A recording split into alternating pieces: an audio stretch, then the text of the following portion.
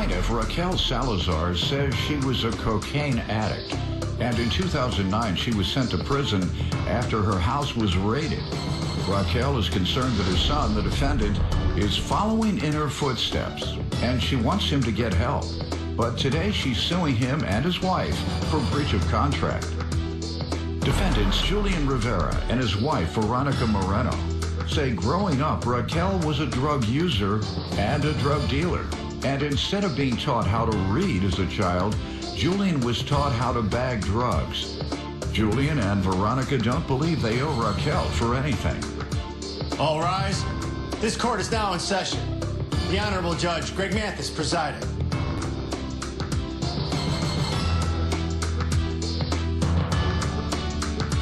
You may now be seated. Start with you. Julian just doesn't take me serious. He doesn't take life serious. Julian's been getting in and out of trouble for most of his life, and I do take full responsibility for that. He's only doing what he's seen me do for many years. What did he see you do? Drinking. My choice of drug was coke. I used to party a lot. He does coke? No, he doesn't. Okay. No. But he drinks. Mm-hmm. And when he drinks, he gets himself in trouble. He's fights a lot with his wife. He has a beautiful wife. She's a beautiful person. A lot meaning how often? When he drinks. Okay, that could be every day, every other day, every week. Maybe about once or twice a month. They argue once or twice a month. Yeah, it has to do with his drinking. She says stop drinking, and he keeps drinking, and that's what the argument is? Yeah, and then, he gets back on track. Who told you that? She does. Okay. Is that true? So, yeah, that's true. Okay. In 2009, my house was raided. They found coke and they found guns in my house. I went to prison, and that's where I got sober. When I came home, I seen the madness that I created, the destruction. And that's why I want Julian to get the help that he needs. If he lived my footsteps, he followed those footsteps, he sees me sober now. I've been sober since 2009. How old was he then? 2009. How old were you in 2009? 15. 15. So how long had you been on coke and alcohol prior to that? Since before Julian was born. All right. So for the majority of his life. Yeah. Mm-hmm. All right. So when I came home, I was sober, and I've been sober since. And those are the footsteps that I want Julian to follow. I want him to follow my foot. I want him to get the help that he needs. I want him to not drink. I want him to be a good husband. Why can't he drink casually? Because he's seen what it did to our life. He's seen what I did. Are you a dope fiend and you are alcoholic? No, I wasn't a dope fiend. You a cokehead? Yeah, but I wasn't. What do you think a dope fiend is? That's because you didn't use heroin? That's what people say. Yeah. The only dope is heroin. No, any narcotic is dope. You were a dope fiend. Okay, You say every time he drinks, he gets into an argument with his woman. I say how often? Twice a month. And you want to shut him down. You were the one hooked on coke. Don't worry about him. He survived without you most of his life. They kill me. Recovering addicts come in after they've abandoned their kid to drugs for 15 years and say, look at him. He's about to do what I did. No, he's not. How old are you now? I'm 26 years old. Yeah, you'd have been a dope fiend by now. Go ahead. I love my mom. She's a saint. Good. I love my mom. Thank you, Julian. I eventually want us to fix what we got going on, but what everyone don't know is, she was a drug dealer and a drug user my whole childhood, so that's where I felt like I messed up. Instead of learning how to read, I was learning how to fight and bag drugs and gangbang and stuff, so that's why it's really hard for me to come around reality, what reality really is, because if all I know is to steal stuff for my next meal and stuff like that, I don't really know how to fill out job applications and credit scores. So at 26 years old, I'm trying to, and if she wants to help me because she's sobering up, then has she? Yeah, she has. Since age 15? I seen her, I put her through rehabs and stuff, she ran Julian. Second At what time. age? And, how old were you? I was like 22. She says she's been clean since 09. Yeah. And you're 26, so that was 4 years ago. That's not 09, man. That judge. He's making this whole yes, entire he is. story He can drug test me right now. I haven't. Oh, drug test you? Well, that's not true. Oh, man, be quiet. Okay. You painted this young man. I don't want him to be an alcoholic and a drug addict. That's why I'm here. You fresh out of rehab. Go ahead, young man. So did you finish high school? Oh, yeah, of course. It was hard. Good. I graduated when I was 22, but I still all right. graduated. I walked that stage. And were you able to get any advanced training for trade or college? Yeah, carpentry. Excellent. They pay well. Did you get your apprenticeship license or contracted license? No, I did the internship program. Apprenticeship. Yeah, that's the one. Excellent. Thank you. Those are good paying jobs. And for you to have gotten in there and be able to succeed, I'm very proud of you. Very proud of you. You want to give me some background, young lady? Yeah, I mean, I met Julian straight out of jail, you know, so I knew the background that he was coming from.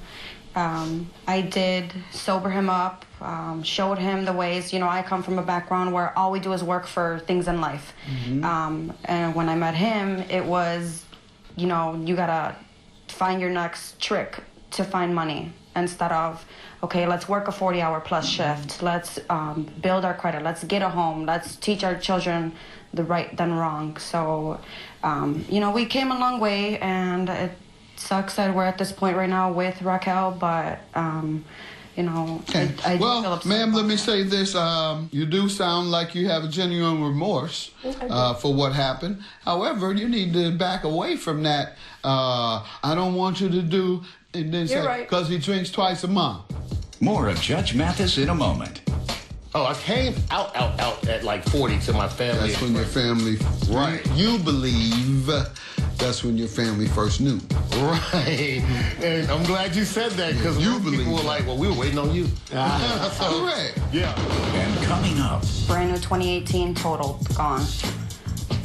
Yeah. And you certainly have a right to be upset over that, ma'am. What's your defense to not paying for it? The upbringing, you know? She says I owe her all this money. That's right. She taught you how not to pay. Man. That's right. She taught me. I want him to be a good husband. Why can't he drink casually? Because he's seen what it did to our life. He's seen what I did. You a dope fiend and you an alcoholic. I wasn't a dope fiend. You a cokehead? Yeah, but I wasn't. What do you think a dope fiend is? Defendants Julian Rivera and his wife, Veronica Moreno, say the plaintiff is Julian's mother. And when Julian was a child, the plaintiff was a drug dealer and a drug addict. People who have overcome obstacles don't like for folks to be fearful of what they're going to do next because of what you did. Did she smoke or snort? I don't know. Did you smoke? I snorted. All right. Is he always fearful that you're going to go and get you a blow? No. When you leave the house or come back, or does he look you all in your eyes? No. Right, and you wouldn't want him to. No. So stop talking about you worried about him because he has a casual drink twice a month. No, it's when he drinks and drives. And you said it's twice a month. No, it's... You said he has his arguments with her. You didn't talk about drinking and driving, ma'am. Go ahead, ma'am. Why are you suing him? Because he drunk drove, didn't he? Why are you suing him then? Veronica called me and asked me if I would co-sign a car for her. The first thing I said to her is, Veronica, with the condition that Julian does not drive that car. Tell me what I just said, Veronica. Veronica said Julian will not drive that car. Less than 30 days later, Julian got behind that wheel. Julian crashed that car up, totaled it, and left me with the bill. Okay, it wasn't alcohol related, obviously. No. Okay, good. All right. Why don't you all tell me what happened? Clearly, like she obviously, you've been all right drunk driving without crashing the car. You only told the cars when you're sober. Correct. Okay. So, yeah, like she said, I took it to work one morning, got into a car crash, called her, told her what happened. And then How did the crash occur? I was making a left over some train tracks. The car came in too fast, and we just ended up hitting each other. You were wrong. You were in the wrong? I believe so. Okay. Go ahead. Good to hear you talk like that. Yeah. And you have something to say about it? Yeah, she said she had I you lent him the swearing car. over. Yeah, I let him the car. She he told needed to you get not to work. to? Yes, she told me not to. I lent him the car because he needed to get to work. About 10 minutes into his commute, he calls me that he just got into a car crash. Of course, we called the insurance, but unfortunately, he was an excluded driver on my policy. So, you know, it's just a brand new 2018 totaled, gone. Yeah. And you certainly have a right to be upset over that, ma'am. What's your defense to not paying for it? The upbringing, you know. She says I owe her all this money. That's right. She taught you how not to pay. Man. That's right. She taught me how not to pay my debt. And I'm trying to get out of this one, you know. I know she's my mother and everything. But that's too much money to be paying out of pocket. So whose pocket do you want to pay it out caused of? the damage. No, You ain't talking about you're going to damage somebody's stuff. That's too much. He doesn't take it serious. That's serious, Julian. Come on. No, I know. I told him, look, if you were to start paying me on a weekly, let's work something out. I'm on unpaid Go ahead, leave be right quiet. You told him let's work something I said, out. let's work something out. Oh, I promise you, on the first, I got you. Here comes the first, here comes the second first. And then I get the bill, and Julian's, I got you. That's all I hear is, I got you. No. Here's the bills. Like, I even have the insurance company suing me, and I said, Julian, let's take care of this. Little by little, we can figure it out. If we send them $1 a week, eventually it'll get paid off. What do you have to say? I've been trying to reach out to her to let her know, look, I'm on unpaid medical leave right now. I will try to help as much as I can, but we're barely making ends meet. You know, he is an ex-felon. It's hard for him to get a stable job. He finally has something stable, so we're getting back on our feet. I do want to help her, and I keep reaching out to her. She ignores me, or I'll tell you, hey, I got $10 or $20. You know, it's hard to get a hold of her. She probably don't want to talk with you. Is it hard for her son to get over her, get a hold of her? Probably doesn't want to talk to you. You swore an oath not to allow him to use the car, and your breach of that oath was an accessory before the fact to him damaging the car. That's why she's suing you, and she has every right for both of you to be a part of it. You breached an agreement which led to his negligence. So in that sense, there's no really defense, sir. I know you might want to reflect back and use the negligence she engaged in raising you. However, can't use that when it's convenient. I love my mom. I've forgiven my mom. I'm not holding anything against her, so I'm going to pay her $5,000. Don't come in here. I love my mom. I really love my mom, and I ain't giving her my money because I haven't really forgiven her. It's too much. You know I owe her. Yeah, that's too much. I love her, but not $5,000 worth. 5,000 is your judgment. They admit to owing you. Good luck to you. Thank you. Have a good day. She owed me all that money. Just give me a hug. I love you, Julian. I'm gonna get past this first. All my rehab money. I'm sorry. We got all this. right. We got this. Tony Worsham says he grew up in a religious household. And as a result, he had to keep his gay lifestyle a secret until he was 40 years old. Tony claims he hired the defendant to be the photographer at his 50th birthday party. But Tony was unhappy with the photos, so he's suing. Defendant Clinton McCoy was physically and sexually abused as a child. And as a result, he joined a gang and started selling drugs. Clinton claims 16 years ago, he left all of that behind and became an entrepreneur. And he's countersuing Tony today for unpaid wages. Start with you. So, just so you know, I wanted to explain why this half-a-century birthday was so important to me. I've overcome a lot of obstacles in my life. As a young person, my family is in Atlanta. They're very religious, really strict. We could barely do anything, let alone come out as a black gay man. That was not going to happen. It wasn't going to happen. So that was a huge, big deal. So to sort of hide that lifestyle, I had to like go out secretly, different little clubs, date random people, just on the low, the whole DL lifestyle, if you want to look at it. Till what age? Oh, I came out at like 40 to my family. That's when your family, right? You believe that's when your family first knew. Right. And I'm glad you said that, because people were like, well, we were waiting on you. So, correct. Yeah, that's a fact. Science says that it's biological for the most part. And therefore, if it's biological, your parents see your biology when you're growing up. They can tell. All right. I don't know. Folks think they're surprising their parents and their loved ones. You're not really. I got that a lot. They say, oh, please, what you thought we thought. But anyhow, how did they respond then? Positive. All right, because they already knew. Random aunts and uncles that didn't want to accept me, and I was like, okay, you'll be all right. You know, I kind of moved on, but There's more Judge Mathis after this.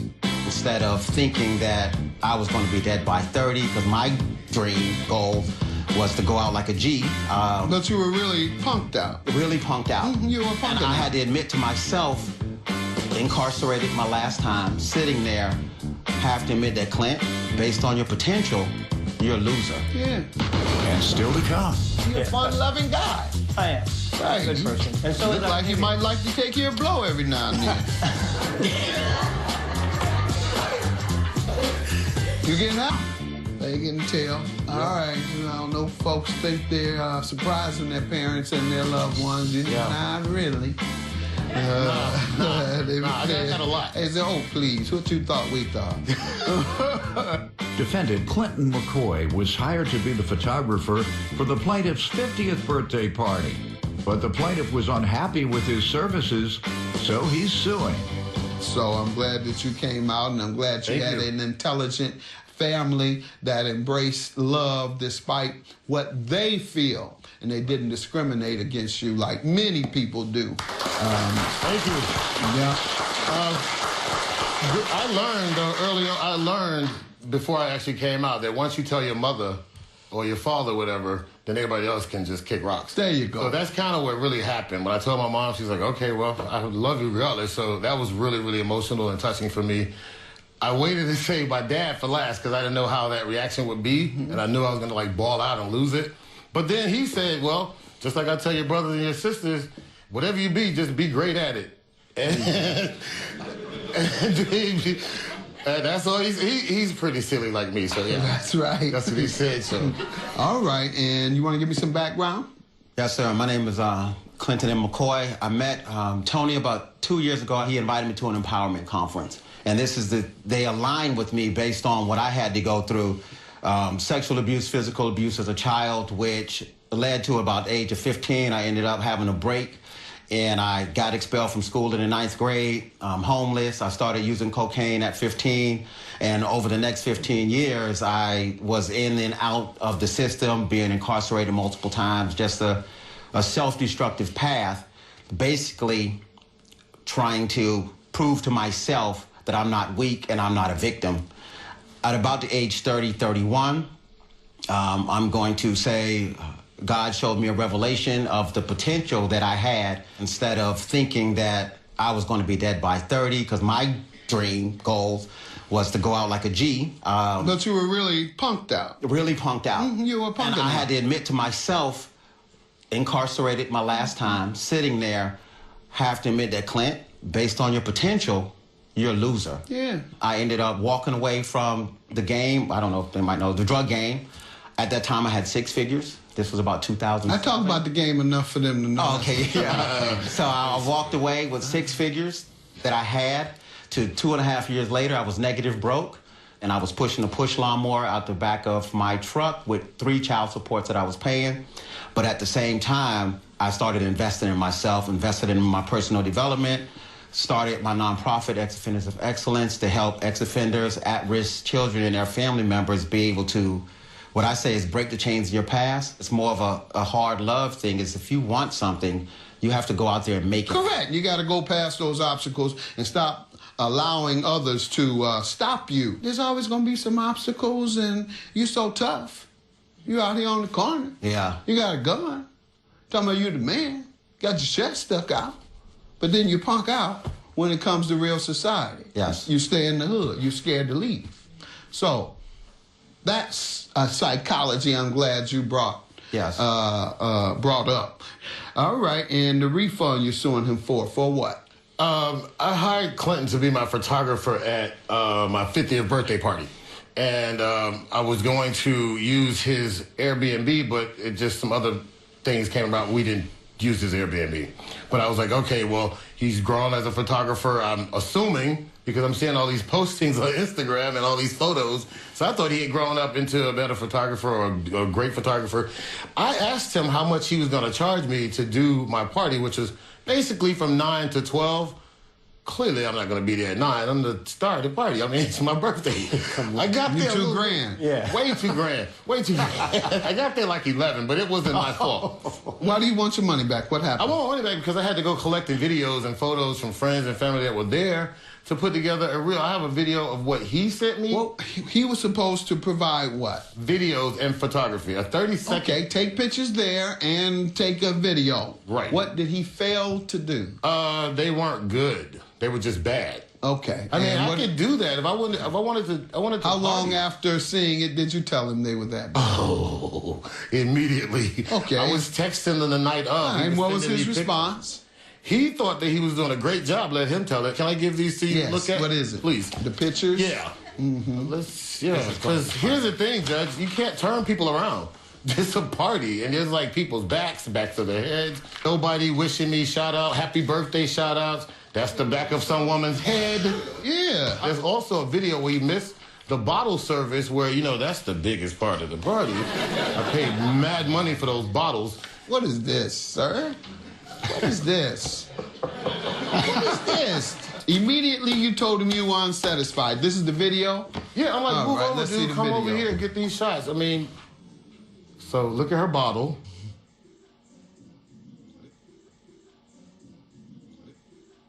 But this is stuff he said I missed. Oh, you got that later tonight, because I never saw this. You didn't send me this. You told me to delete it. Random. That's of the crowd. That's it? Okay. We'll be right back. And later on Judge Mathis. Have you ever been to rehab or in a meeting? I've been to, I would say, 2 formal rehabs. But again... When's the last one? May I say, am I allowed to be opening? Yeah, that's what I want you to be. Are you sure? I asked him how much he was going to charge me to do my party, which was basically from 9 to 12. Clearly, I'm not going to be there at 9. I'm the star of the party. I mean, it's my birthday. I got there. $2 grand. Yeah. Way $2 grand. Way $2 grand. Defendant Clinton McCoy was hired to be the photographer for the plaintiff's 50th birthday party. But the plaintiff was unhappy with his services, so he's suing. That's it, though, really? Apparently, he has a... You stopped him? I didn't stop that man from doing nothing. I was too drunk. Stop you, What are you sir. He had... What's that? Okay, so I don't want it. This is my granddaddy used to tell me. There's 3 sides to every story. Oh, Jesus. His side, my side, and what actually And the happened. lie. And the lie. I'm glad I got all this stuff on text. So, he asked me to come do his birthday party. I informed him ahead of time. I had an event prior to that with Stedman, 10-hour event. I had another event with a state representative the day after, but I would squeeze him in as a friend that I would do a for. He asked me, what can I do for the free? Big time in me now. Let's Just not start since it was the name truth. dropping, please. Just since it Let's was the not truth. do that. You don't want to do that with me. Can we talk Dry about boasting. quality? That's what you call it. It's called dry boasting. You did everybody else's party, so when you talk to him about his, tell me what happened. I was providing context, but so what happened is I get to his party. He tells me, he asked me, can I do it? I said, I'll do it for you. I can do it from 9 to 12. I get there at about 8:40. I text him, where you're at. Tells me he's not going to be there. I wait till about 11. That's when people start to actually showing up. As soon as he gets there, he's making demands. Hey, I need you to send me photos to my phone ASAP from the party. I'm like, whoa. I'm trying to video. I'm photoing. It's dark. And I told him, look, this is not going to be edited stuff that I'm sending straight from my camera. I also took 88 other photos, and see, he's never seen these. He never saw these. Why? He never gave me the opportunity. How did he stop you from giving him the opportunity? He wanted everything. This was Friday night. He asked me, where's the stuff? This was Sunday. I told him, give me 7 days. He sent me a text. Was that part of an agreement or something? Absolutely not. I have no idea what this man's talking about. Okay, it was your understanding that you got 7 days to do it? Per my shooting policy, I have 10. Okay, I told do you him have that that policy today? I would have him. Did you receive the policy? Yeah, I was gonna say it'd be nice if I had it. I never saw it. Okay, here goes a link and the text messages. Did you receive the policy? Yes. You said you have a text that shows that Yes. he knew of the policy. Here you go, right here. He asked me let me try to get the first one.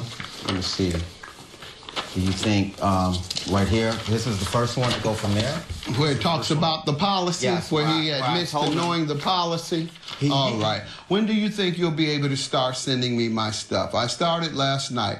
Yep, I got those. You sent the same pics a few times. Let me check my email. I got some different ones. When do you think I can get those deliverables by Sunday? And how long after the event was Sunday? I don't know. 7. It would have been 6 days. 6 days? You told him you'd have it in 6 days. Yes. You say, huh? Today? He says, you are kidding, correct? Unless you want them unedited. No, I'm not. Just email me all the usable unedited video and still pics, sir. No worries. Definitely not next Sunday, bruh. That would be hilarious, he says to you. To get him next Sunday, he says, would be hilarious. Yes. Let alone agreeing to the policy. Show me something that indicates he knew of your 10-day policy. You said, here you go, Judge. These texts prove it. It doesn't even mention your policy. Do you have one that says 10-day policy and he acknowledges? Let me get it out of here. Yeah, the game didn't run out with you, Doc. Oh, yeah. I know the game backwards and forwards. Yeah. Whatever he's looking for doesn't exist. You have it, sir? I have inside these full text messages I'm trying to go through where I spoke to him and I sent him this Google Drive link right here. 10 days, sir. Does it mention 10-day policy? No. That's what we're talking about. It does, yet you're unable to produce it. You told me yes before and handed me papers that said nothing. That's perpetrating a fraud. Handing a judge documents saying it says one thing and it says no such thing. And for that, a person's case is always dismissed, as is yours. Put your hand down unless you're reading 10 days. Have a good day. Judge, your fucking plate. Nice. If you had photos that were better than what you sent me that night, texting me, you should have sent them because at least I wouldn't be where we are today. I wouldn't have never texted you to give me $50 back on my money because you had better photos. But you sent crap. If someone asks you for their product, send the best thing that you have so that they're happy. You never gave me the opportunity to deliver you the other photos. I stopped you from emailing? Yes. Plaintiff Neil Billingsley rented a room in the defendant's home after answering her ad on Craigslist. Neil claims they got along even though they are complete opposites. But Neil's suing her today for a security deposit. Defendant Octavia Savage says after Neil moved in, she found out he was on probation. And then she discovered he had relapsed and was using crack, even though that was against the house rules. She's countersuing for emotional distress. Start with you. Your Honor, I moved in to Octavia's house. We connected through Craigslist. And we had an agreement, we signed an agreement, we chatted an agreement on the time frame when I would move out. What was that? August 1st. Moving in when? October 1st, I believe. Stay tuned. The case continues after this. Well, you didn't hit your butt yet, because I have a picture of that, and I'll show you that you didn't hit your butt Picture of his there. butt. Nobody want to see that. I'm just saying. I'm gonna show you the damages. This is on the ground. The damage. This is all the furniture that he picked up off the street. Can you imagine what his butt looked like? Well, this is too low. He couldn't have been down on there. That's not possible. Leave That's this not job possible. if I had to but see he left that. a lot of stuff It'll be on the last day y'all would see me. Did you lie? Are you a chronic liar? Nope. It's Did You Lie July on Judge Mathis. Don't believe you. And I don't want the viewers to believe you. Get out of my courtroom!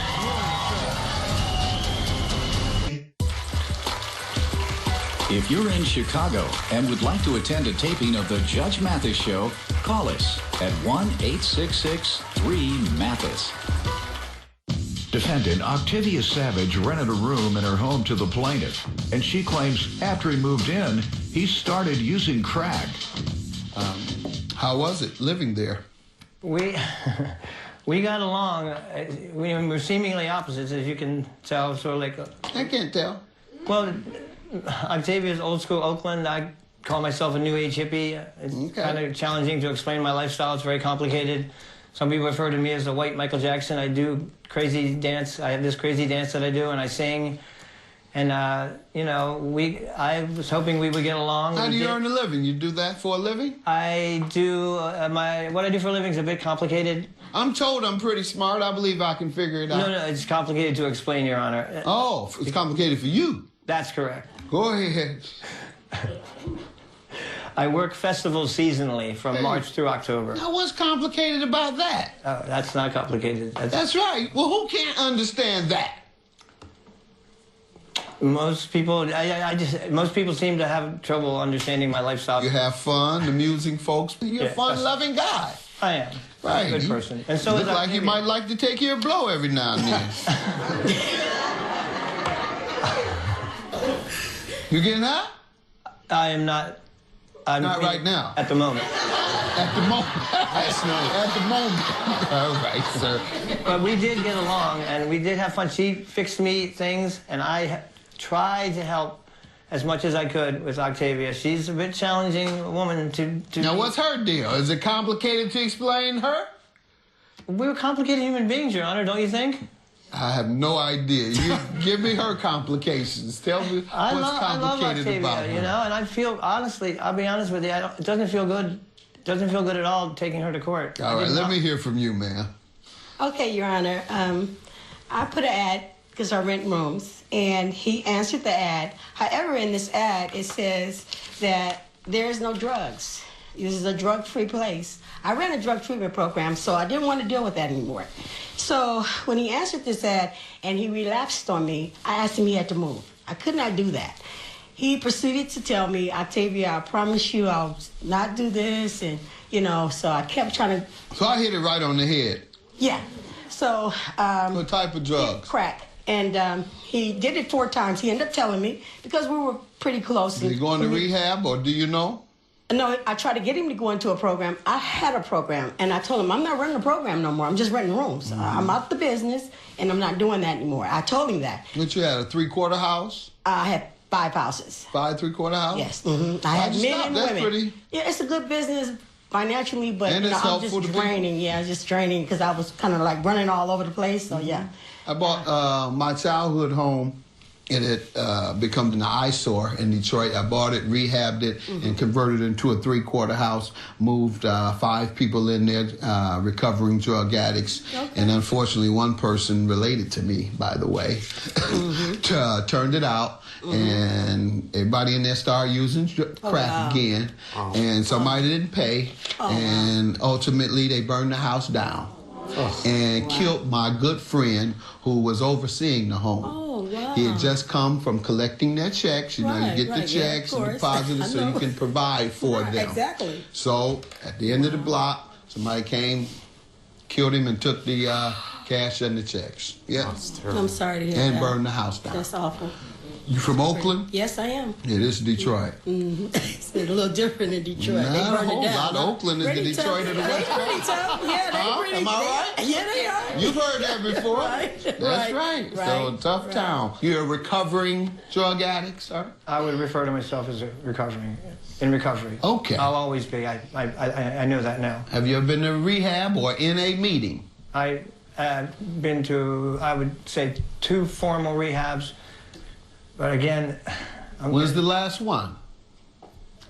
May I say, am I allowed to be opening? Yeah, that's what I want you to be. Are you sure? Yes, sir. Okay, I did distribute psychedelics for a living. I'm retired now. Psychedelics have helped me stay away from bad drugs. I'm not just saying that. I'm telling you, I'm being honest with you. And MDMA and ketamine have helped me stay away from smoking that ugly substance. I thought that was like a sex drug, right? A feel-good sex drug? That's what... Ecstasy? Ecstasy, generally speaking, when people say ecstasy, they're referring to the pressed pill. Generally speaking, when people say Molly, they're referring to the powder. They're both MDMA. Don't go away. More of Judge Mathis. Defendant Octavia Savage rented a room in her home to the plaintiff, and she claims after he moved in, he started using crack. What keeps you away? What is a good deterrent from crack for you? What's a good substitute? Everything I've learned. I came out west here to be a part of the, I've told Octavia this, to be part of the New Age thing in general and Burning Man specifically. Have you heard of Burning Man? A festival that happens once a year. Right. And it's 2 hours north of Reno in the middle of the desert. And for 1 week, it's the 4th largest city in Nevada. The first 5 years I went, I just partied. I didn't get it. And then I started to dig in. I became a part of a camp. And I realized that what it is, it's all about learning to manage your, what I refer to as herbs, unhealthy, unproductive, repetitive behaviors. So I'm going to write a book. I should write a book. I need to write a book. I should. And sorry. What's the difference in feeling and effect of crack cocaine versus Molly? They're like polar opposites. Crack cocaine is like, it's a separate, it's a... Right. And so Molly? Molly is a... it's a feel-good drug, right? It's a relatively... It makes you hug and touch and want to be huggy and touchy, right? It's an empathogen and a stimulant. And it lasts 3 to 5 hours. It's used in couples therapy. And I use it, I'm not making this up. I'm going to start crying, just let it go. I've used it a number of times to come off of crack smoking. I don't say that word anymore because it causes me unrest. Smoking. I think you might need to embrace the word because I think that's a deterrent. I did also, and I've talked about it to the nth degree, and I don't want to talk about it anymore. You sound like you're doing what you can, sir. I'm going to leave you alone. If that's your strategy, sounds like you don't want to do crack. You're doing everything you can not to do crack. I'm not going to call you crackhead. I'm going to call you doing everything you can not to be a crackhead. Thank you, and I did. So, all right, we're going to leave it there, sir. And I admit I did relapse and I missed a month's rent, but I repaid the deposit and I moved out on time. I did everything I possibly could. Agreed, Octavia? Do not agree. Let me read. I cleaned the place. It was clean when I left. I did do some damage. I figure it's about $100 worth of damage. How did you figure? What's your figure? Where do you get your figures from? What type of damage was it, sir? I was pushing a sofa and my backside went through the sheetrock. And my butt's really small, so it was only small, you know. So I figured about $100 worth of butt damage, you know. That's. What do you say, ma'am? We prorated his rent, which he moved out on the 10th, 8/10, and that was $322. The damages was $553, and I gave him back $125. Did she? May I ask?